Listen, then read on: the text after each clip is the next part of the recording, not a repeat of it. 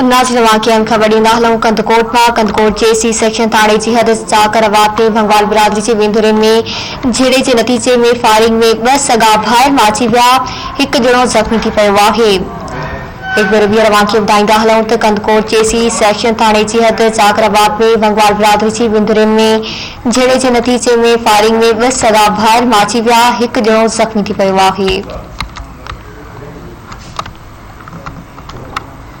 कंदकोट में breaking news हमारे share कई पिया। कंदकोट जे सी सेक्शन थाने जी हद चाकराबाद में भंगवाल बिरादरी जी विंदुरन में झेड़े के नतीजे में फायरिंग में 2 सगा भाई माची विया, एक जणो जख्मी थी पियो आहे। कंदकोट में ब्रेकिंग न्यूज़ हमारे शेयर कई पिया। कंदकोट जे सी सेक्शन थाने जी हद चाकराबाद में भंगवाल बिरादरी जी विंदुरन में झेड़े के नतीजे में फायरिंग में 2 सगा भाई माची विया, एक जणो जख्मी थी पियो आहे।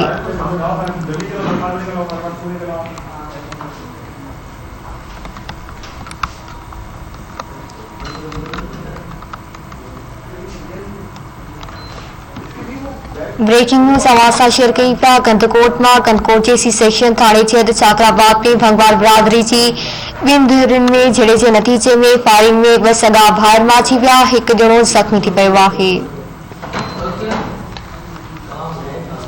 एक बार ॿीहर वाक़ियो ॿुधाईंदा हलूं त कंदकोट जे सी सेक्शन थाने जी हद चाकराबाद में भंगवाल बिरादरी के विंदुरन में झेड़े के नतीजे में फायरिंग में 2 सगा भाई माची विया, एक जणो जख्मी थी पियो आहे।